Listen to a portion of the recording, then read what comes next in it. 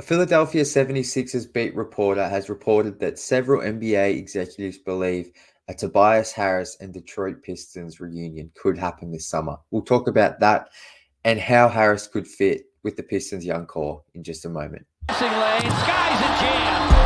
Dynamite dunk and the crowd loves it.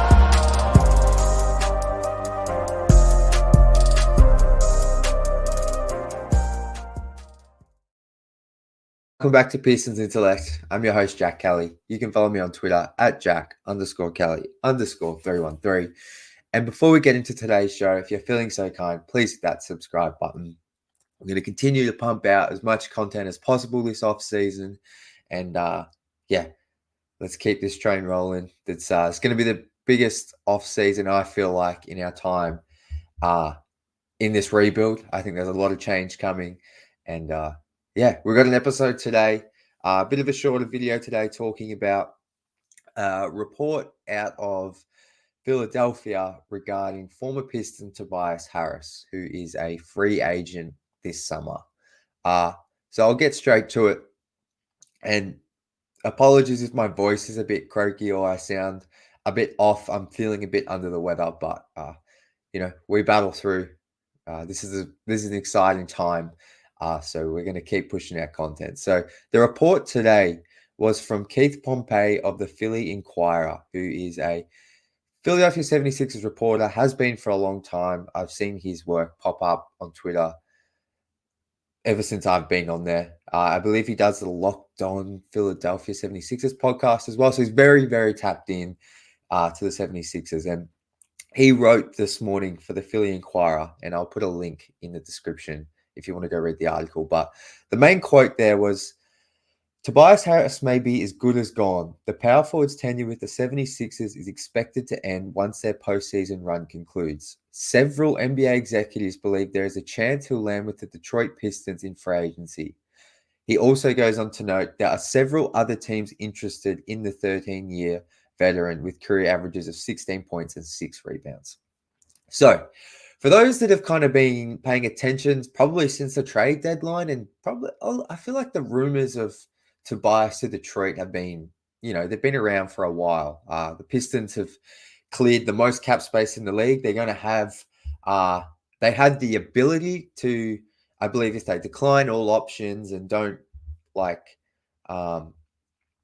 bring certain players back, the Pistons have $72.9 million in cap space this summer. This is per Bleacher Report, but I looked it up in a couple of places. And the Pistons, it seemed to have around $73 million worth of cap space. Ironically, Philly is second with around $58 million. So as you can see, and as the organization has told us and that kind of thing, the Pistons have the most cap space this summer. So just that alone means I feel like the Pistons, there's going to be a lot happening. Obviously, they got the Cade extension or rookie extension, but apart from that, it feels like Ivy and Durant, if they're on this team, they're not eligible to next season. So, and I can't imagine anyone else on this roster, they would be bringing back. Oh, obviously Fontecchio, I should say. But either way, Pistons have a ton of cap space. So, the Tobias Harris to Detroit rumors have been happening all season, I feel like, particularly since a trade deadline. And Tobias's time with Philly has always been weird. He got traded there, I believe, in the 18-19 season from the Clippers. He was a part of that Jimmy Butler run where they lost ultimately in their semi-conference finals or the semi-finals to the Raptors on that famous Kawhi buzzer beater. But he was a part of that season. Then Philly ended up re-signing him for like 4 years, $160 million that summer. So his time in Philly's been up and down. There's a kind of joke amongst NBA podcasters that Tobias is like the typical guy. You don't realize he's out there. But he's a guy who gives you 16 and 6, like was mentioned. He's a guy who can score a little bit.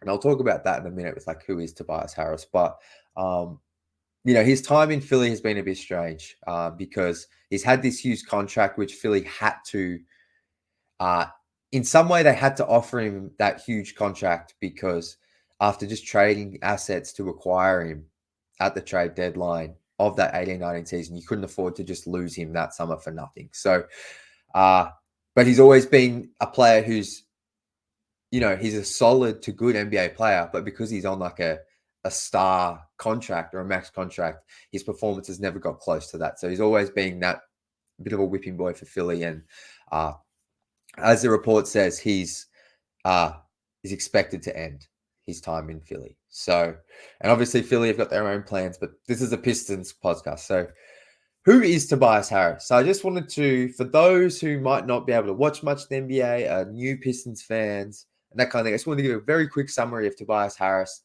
the kind of player he is and his history. So Tobias actually played for the Pistons for 2 seasons.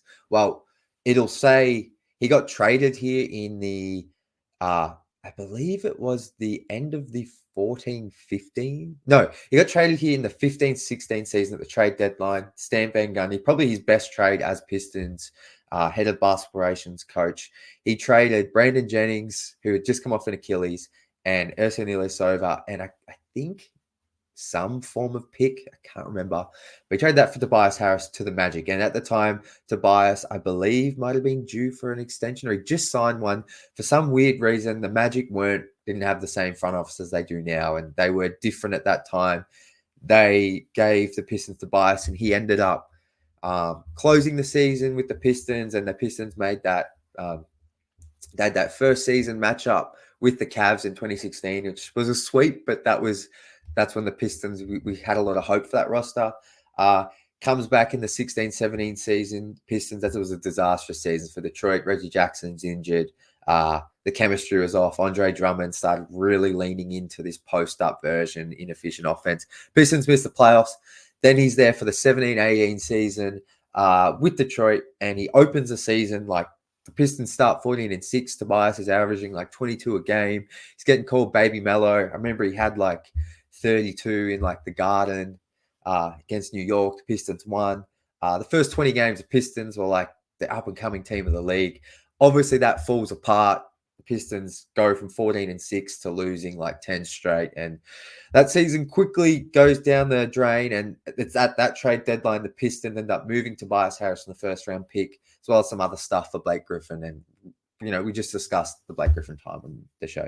So I also just gave you kind of a brief rundown of Tobias's time with the Philly 76ers, where he signed that 4-year, $160 million contract. In terms of how Tobias has played recently, so for his career, Tobias averages 17 points, 6 boards. For his career, he averages 16 points, 6 rebounds, 2 assists, 48% shooting, 37% from 3. So he's going to turn 32 this summer, and he's a 6'8" forward. He's a 4. He played a bit of 3 for the Pistons, but he's a 4 in the modern NBA. He can shoot it a bit. He can do a bit off the bounce. He can kind of do a little bit of everything on offense. When we look at his numbers this season, he's averaging 17 points, 6.5 rebounds, 3.1 assists, 48% from the field, 49% if you round it up, and then 35% from 3, 88% from the line. And like I just mentioned, he can kind of do a bit of everything. Even when I go and look at his efficiency from different parts of the floor, he's 65% at the rim, which is above average. He's 45% in the floater range, above average. He's 43% on long twos. So, that's just above average. He's, 40% on corner threes. That's just above average. Now, this season, he's non-corner threes, so above the break, that kind of thing. He's at 34%. So, that's kind of tanked his three-point efficiency down to 35%, which is important to note because he needs to be able to hit those shots. But he's kind of just a guy, if you look at his shot chart, especially since the NBA turned towards a more three-point shooting league in the 15, 16, 14, 15 era, he's just a guy who's, really a pretty efficient shooter. He can score from anywhere. I'm not sure. He's not a massive free throw guy, but he can get to the line. He's a big body. He's not uber athletic, but he's, like I said, he's strong. He's 6'8", and, he can get up and dunk sometimes, but he's a pretty good finisher. So he's just a really, really solid player. And I think, unfortunately, like I've mentioned, the contract he was being paid outweighed his production. It was something he could never live up to, but you can't blame him for taking that money. Anyone would. So how would Harris fit with Detroit's young core? So it feels like, and just before I talk about the fit, in terms of what do I think about the Tobias Harris thing, and if I'm the Pistons front office, it's kind of hard right now because we're waiting for a new leader essentially to come in for president of basketball operations. But I think when you look at Tobias Harris, he's 32 years old. The Pistons have a heap of cap space. If you can't get him, like I think if I'm even Tobias, I feel like he's next, like he probably, if he's going to sign with someone like Detroit, he's going to do it. You kind of have to hope, I feel like the Pistons, I would be happy to tie up, do one of those deals where you front load him a heap of money on a shorter deal. So maybe if you went 1 year, like if you did like 1 year 30 million or 2 years 55 to 60 million, I wouldn't be too opposed to that because I still think this team's going to be, they're still like 2 years away from being a full-on playoff team at the earliest. Like I think next season they have to try and push for the play-in, and I think it's fine to pay someone Tobias close to that, between that 25 to 30 million, because you're not going to be locked up long-term. You can still move that deal pretty easily. And if you're Tobias, you sign that 2-year deal, it still gives you a chance at 33, 34 to go get your final kind of bigger contract. Where I would be scared is if they did like another 4 years, 160 million, that, or 4 years, 120 to 30 million. Like I would be not happy with that because you're tying up too much money in a guy who I don't think is worth it. And I didn't touch on it. I probably should have, but I guess how would Harris fit with Detroit's young core? It's important to note his defense is not great. He's not like I said, he's a big body, but his defense at the 4 does worry me, particularly alongside Jalen Duren. Now, when he's alongside like someone Embiid, his defense still isn't great, but Joel Embiid can, when he locks in the right environment, is an excellent defender. If you had Tobias alongside of Rudy Gobert, not so much an issue, but alongside Jalen Duren, where rim protection is an issue, and just overall pick and roll defense, rotations, that kind of thing, that's where I get very nervous. Rebounding wise, I think alongside Duren in the front court, like 6.5 boards, I think that alongside JD's 11, 12, 13 a game, that works fine because you're also probably going to have a Sar in there as well, who's a good rebounder. So I'm not too worried about that. But in terms of rim protection and just overall protection of the paints and that kind of thing, Tobias and Duren does worry me, particularly next season. And honestly, on my end, like I said, we still don't know who's going to be the coach next season. I think it will be Monty, but we don't know kind of the style that this team's going to look to mold the roster and how they're going to want to play next season yet. But I can only go off kind of the core 4 and mixing Tobias in there with someone like Fontecchio. And I would be, with that mix plus Stu, like I would be very worried about rim protection. Stu's a pretty good rim protector, but yeah, it's still a major issue. Defense on the interior would scare me because I feel like whilst even if Pistons lean into all offense next season, I still don't feel like without bringing in another major change and major difference maker on offense, like I still feel like they're not going to be able to be like the Sacramento Kings of 2 seasons ago where they just lead offensively but struggle defensively, because I just don't think they're going to have that offensive talent with just Tobias Harris and the young guys and Fontecchio. Like, so your defense is going to have to get better, and just bringing Tobias worries me a little bit. But I think where it is a bit of a positive is I think on offense, if we just want to say, let's just say, because it feels like Jaden Ivey is the odd man out. So maybe he stays, maybe he doesn't. But if we're just talking about Cade Cunningham, Jalen Duren, Asar Thompson, and Tobias Harris, I think there's a group there that makes sense. I still do not like the Asar and Duren fit offensively. But at least with Tobias, you have a guy who can space the floor. I just mentioned his 40% corner shooting from the 3. I still believe, like, he had a down year shooting above the break from three, but he's still a career 37% shooter from three.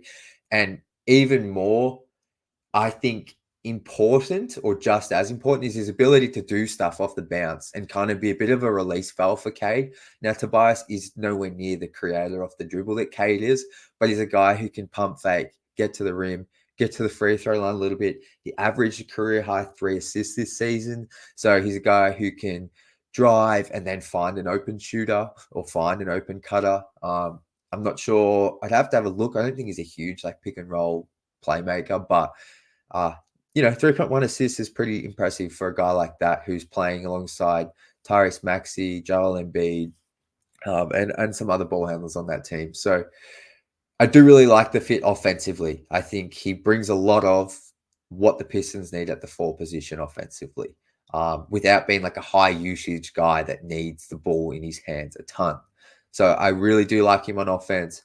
But yeah, let me know your thoughts about Tobias Harris. I think that's all I've got. Like I mentioned, for me, it's a shorter term deal. I would be okay with it. Like if it's a 2-year deal at 55, 60 million, I think that's pretty good value if Tobias can keep up how he played this season, because ultimately I don't think the Pistons are pushing majorly for the playoffs next year or the year after. Like, I think they should be in playing contention. And I think Tobias is a very fine player to invest that money in if those are your goals. Because, yeah. But I'd love to know how you guys feel. Because I feel like Tobias will be very divisive. And because I think a lot of Pistons fans want that huge swing. They want that like all-star caliber player coming in. And I'm all for that as well. But I think if we're talking realistically, I think Tobias is a pretty good candidate. And someone who could really help this team next season. So that's going to do it. I've already gone a bit longer than I would like to. I'm going to be back tomorrow with a video. If no other breaking news comes, I'm going to be back tomorrow with a video just breaking down some comments from Stan Van Gundy on the Pistons' young core and how he rated them. So stay tuned for that. But as always, thank you for the support and go Pistons.